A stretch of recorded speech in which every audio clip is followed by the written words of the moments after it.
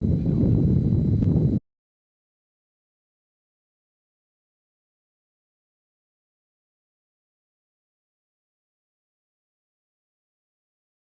is called the Nunnery Quadrangle, and it's given this name by the Spanish because of all of the rooms, and it's just presuming that it must have held lots of people who could live in a small space. Interesting to look at the detail on this building.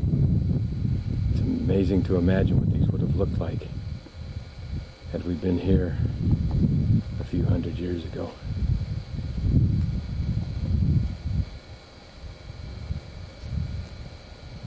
Notice the differences in design. Here are these mini facade columns. Notice the block columns here. Almost rudimentary compared to what we saw at Chichen Itza. Looking at these columns, you get an idea of how the group of 1,000 columns was constructed. Perhaps the columns, and then the rounded stones, cylindrical stones, and then the rectangular stones on top, the wooden lintels on those, and then above that a system of more rock. Maybe there were lintels that went across the chamber there to cover it. Pyramid of the Magician. It actually is an original pyramid built on top of itself 5 times. In other words, it was expanded 5 different times.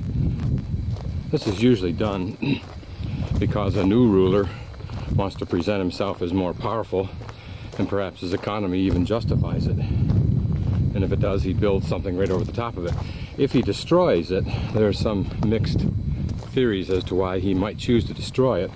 It's often thought because he did something wrong, wasn't appreciated as a king, and the other, in contrast to that, of course, those that in which they are saved, such as in Castillo at Chichen Itza, it is perhaps because the former ruler or king was respected, perhaps even the father of the current ruler.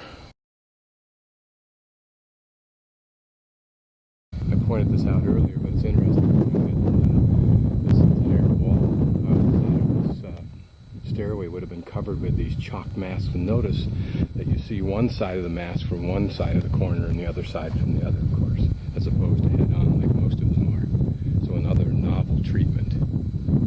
You wonder if architects in the Mayan world weren't known throughout their own world, and as a consequence had to keep proving that they could create something as well or better than the next guy had. I'll give you a little view of what this looks like. This is a very steep here. This is particularly steep, steeper than most of the ones. Give you a little sense of what this looks like. I'll carry it as I climb up. If you see it go cattywampus, now it gets really steep. In fact, there's a chain here to hold on to. And you climb this using your hands. You can't just climb it straight. This must have been very difficult to climb.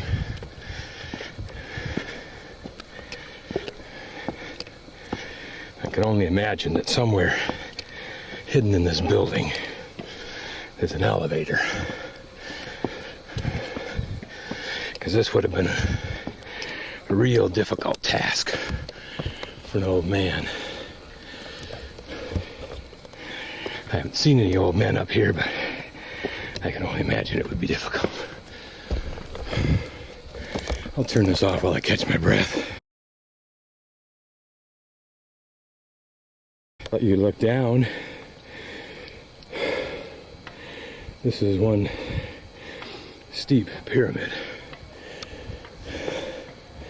It must have been impressive to be up here looking down, but even more so to be down looking up. Look at, I step back here carefully. Look at some of the work. Some of the carving. Notice in the center here we have another Uxmal. Although it looks more like a huge tongue than it does a nose, but presumably the nose was in there somewhere. and even appearing to be smaller masks up above. This goes up another level. We'll take a quick look inside here. Again, these would be the administrative offices, they say. One doesn't know. Other rocks here kept because they're associated with it, but don't know where they're supposed to go yet, I assume. And here's a wooden lintel, probably from an earlier palace construction.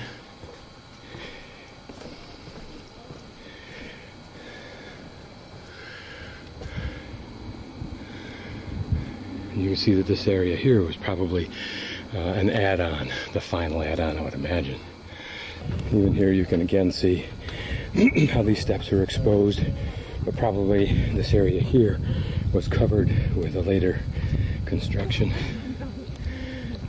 I don't mind telling you, being up on this pyramid is scary, mainly because you can't see the sides without going right to the edge. It's that steep. This is a nunnery. You can imagine how that building looked with all of that detail on it. Notice there's a portion missing. And all of it stuccoed, and all of it in a brilliant red or a blue or a white color. And notice that entire quadrangle, what that might have been for. No surprise that when you go into Mexican homes, that's the kind of design there. They have a center courtyard. Even the smallest little apartment may have a center courtyard.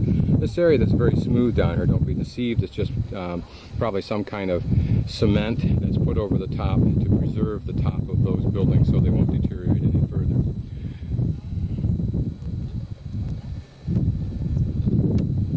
The wind blows substantially up here, which is kind of nice because the temperature has risen to 93, but it's still very lovely weather unless I'm getting used to it.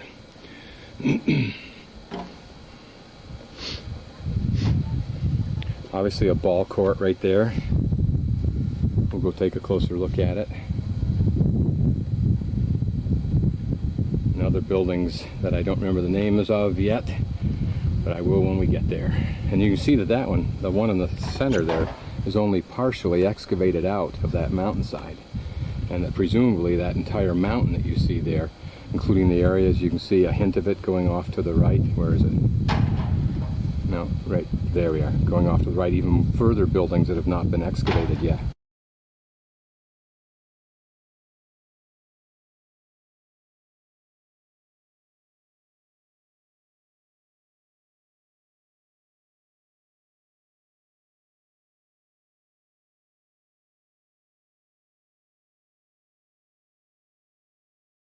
Building over here, just partially excavated, very, very partially.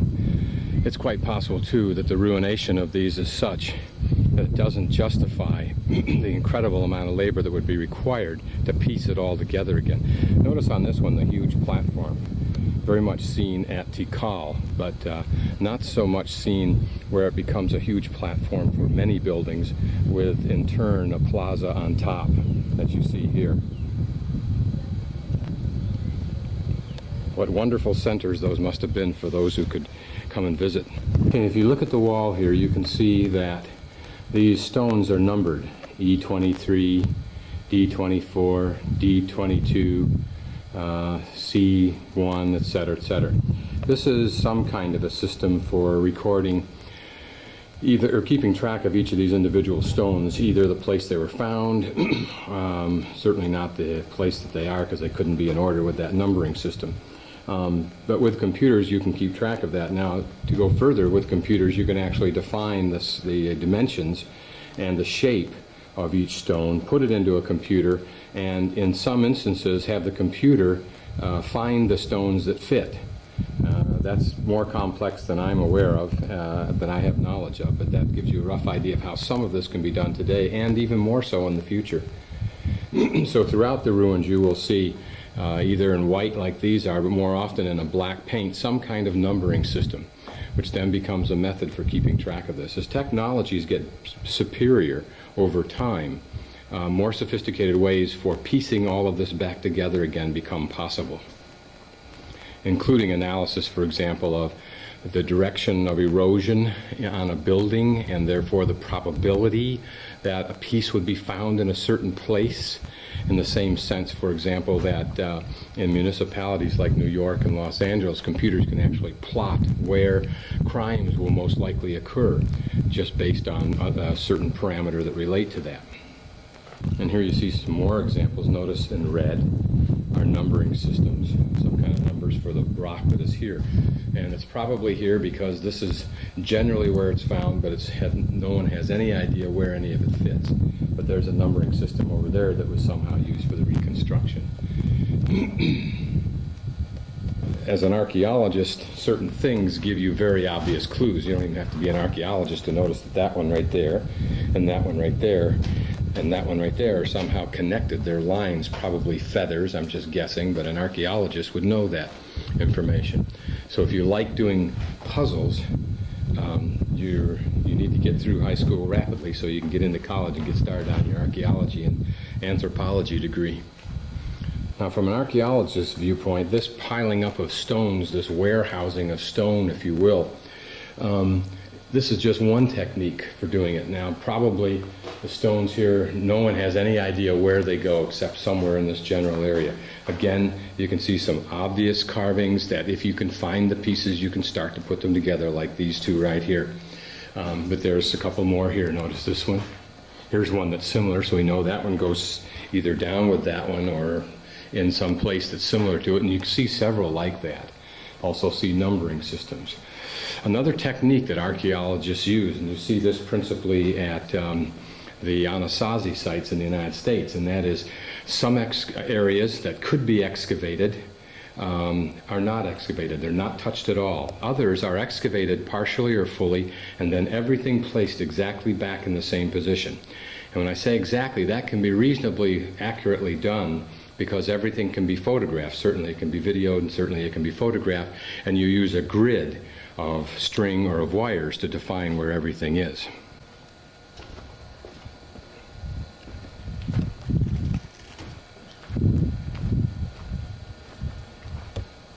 Think of the times that a priest or noble person walked through this arch, as we are doing now, looked up, saw the symbols of the god Chak, the rain god, said some little Mayan prayer quip to the gods, reveled at how well placed he was in this society and how fortunate he was and how fortunate Mayan was to be in this civilization. Pretty much the same way as we as Americans think to ourselves what an astounding civilization we are a part of, and we're right, we are.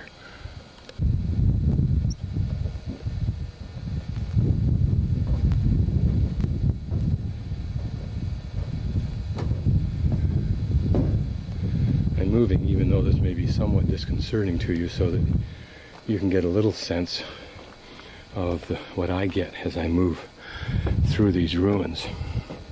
I apologize if it's not Steven Spielberg quality, but he cheats. He uses millions of dollars to produce his videos.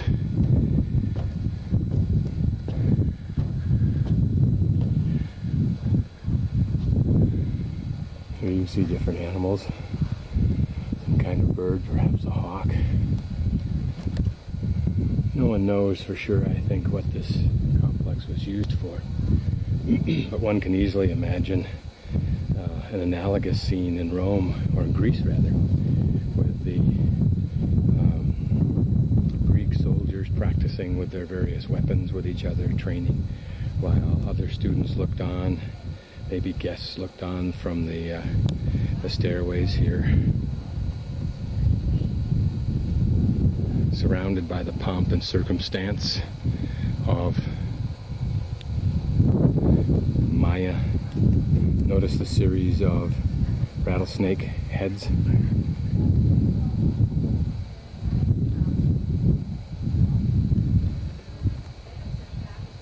And again, the masks of Uxmal, corner masks as we've seen so far in Uxmal.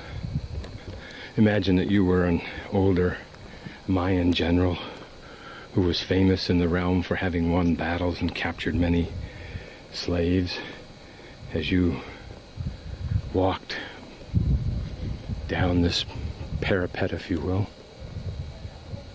observing the young men to follow you in their training, and reminisced with others about the old days and the great battles you'd fought, how hallowed, how important, what reverence you would have for these buildings. Very little doubt as to the motif, that of the snake, rattlesnake. You may be wondering what these metal covers are here. There's hinged metal covers. They were for television cameras that the Mayans used to report sacrifices, training of officers, things like that. I'm just kidding.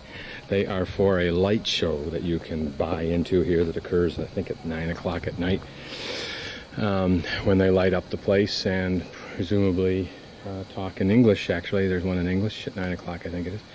And they tell you all about this, but with a light and sound show. So that probably is quite dramatic. Hopefully I can buy it somewhere on video. Here we'll leave through another arch that frames the governor's palace on that large platform that we saw from up on top. And right straight ahead of us, of course, is a ball court. We'll go take a look at that and then move on up the hill.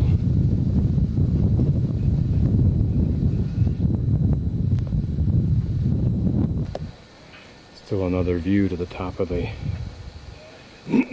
Magician's Pyramid, or Pyramid of the Magicians.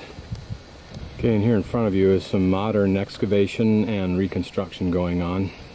You also must remember that the information you're getting from me is extremely thin, extremely slim, and real questionable, because I don't know much about all of this. What you're getting from me would be analogous to my describing the movie Star Wars by saying it had to do with space. That would be about the analogy. The information that's left for you to learn is absolutely overwhelming.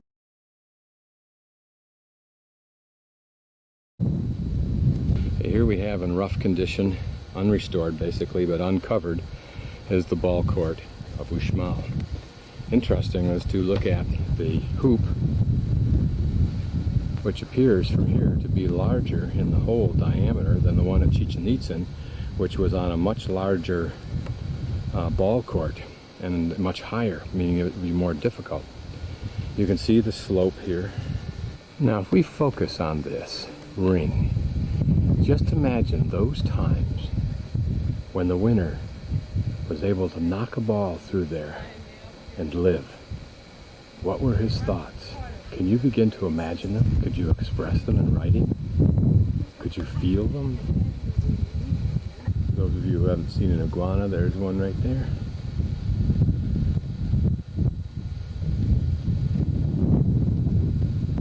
I often wonder when I look at pro sports, football, basketball, whether the concentration level is so great that they don't notice the context they're in. They don't notice, for example, the ball court players here. The huge buildings that they've become used to around here. Do they ever look at these during the game? Do they ever think about their future with or without these things? I guess when your life hangs in the balance, things like, gee, wouldn't it be fun to have a picnic up on the Nunnery Quadrangle, probably begins to pale in comparison to the loss of your own life. This gives new dimension to being a winner, doesn't it?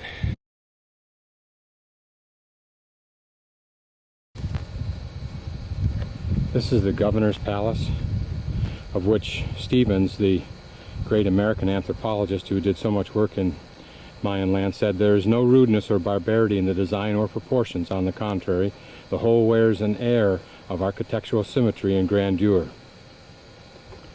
It is hard to believe that he sees before him the work of a race in whose epitaph is written by historians they are called ignorant of art. If it stood in Hyde Park or the Garden of the Tuileries, it would form a new order, not unworthy to stand side by side with the remains of Egyptian, Grecian, and Roman art. Here are a couple more iguanas, if you haven't seen any before.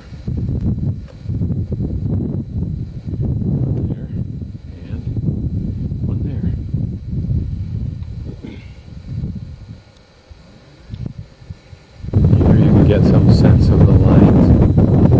One thing I hadn't noticed before is the slight curve of the walls of the arch. You notice they curve in and then back out again, just ever so slightly. Not even sure you can see it in the video.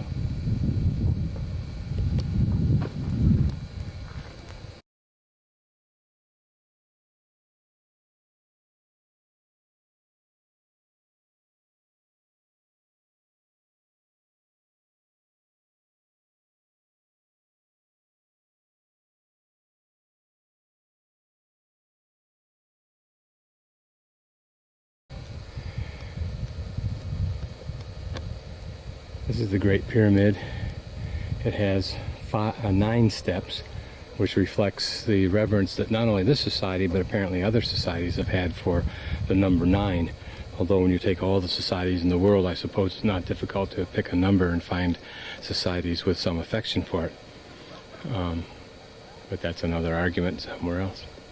This is referred to as the Temple of the Macaws because of the many representations of the bird like this one all over. And of course, the big nose of, you guessed it, Uxmal. Now as you can see from here, and I'll just go up here a little ways where the sign is, but this is the only side that we climbed up. This is the only side that's been restored. This remains as it was found, well, perhaps with the larger vegetation removed. Same as with that one.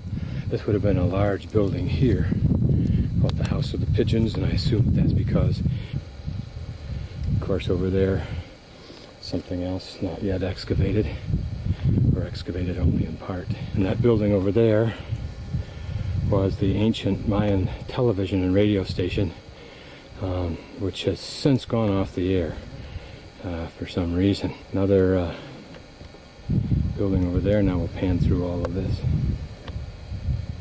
slowly so you can get a sense of it. It's interesting to note that here at this level we're not much farther beneath the level of the Pyramid of the Magicians.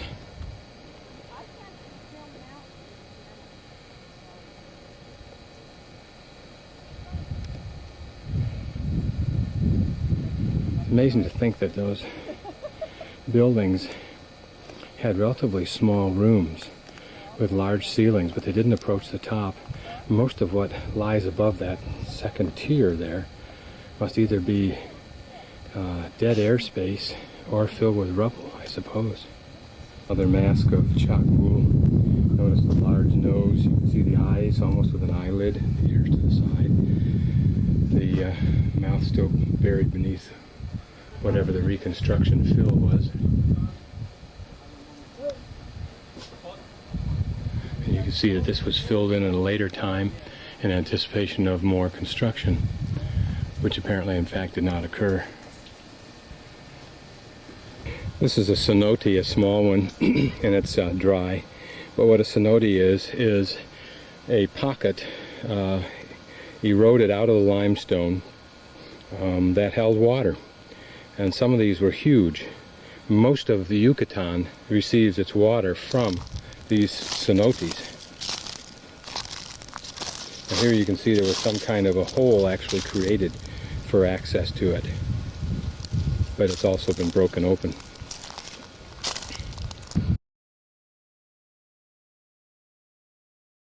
Okay, here you can see a modern reconstruction going on, and in front of me here are stones laid out in rows. If we look at the ones that are closest to me, you can see their numbering system, N45, 1305, all of this group, and then here's an N45, 1225.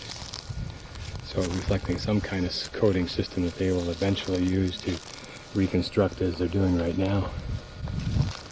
You can see here how it started to form that wall.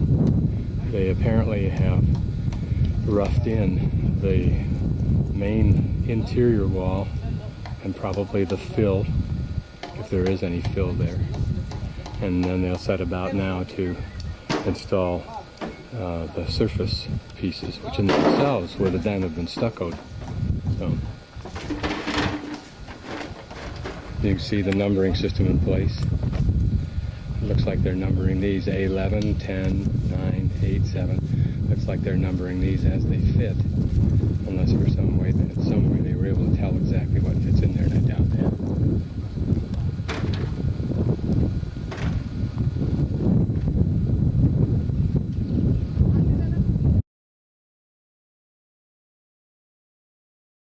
Now if you look in there, and right at that head, you can see vertical cracks winding down through there, evidencing internal erosion. Water probably hitting on those steps up there and seeping down inside the structure just like it does in a mountain and loosening up the sides. You'd think at some point in time they're going to have to stabilize that. Just a final perspective of the stairs. Steep, tight stairs going up to the top of the Pyramid of the Magicians. Certainly would have been an awesome view. You see some little man up there with a giant headdress, having all the power necessary to kill somebody.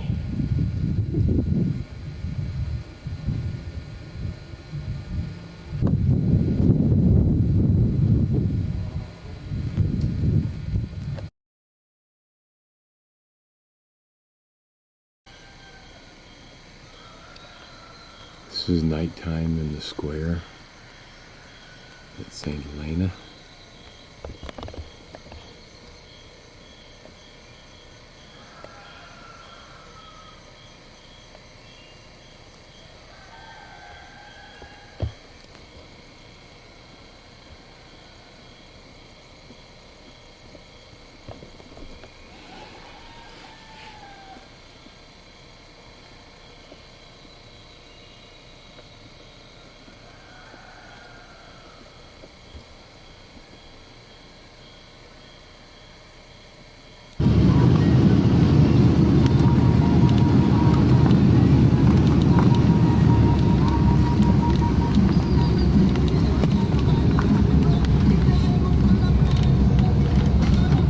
Buenos días.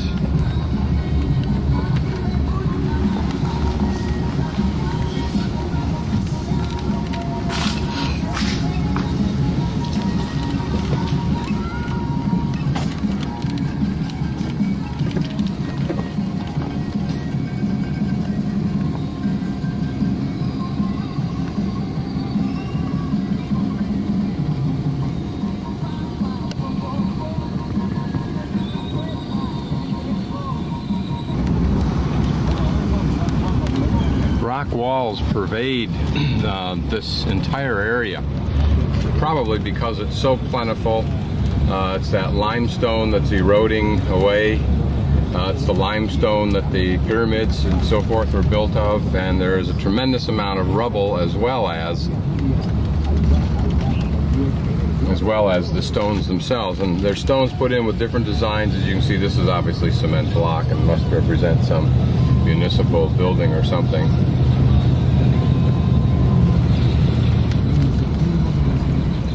Some of the local wildlife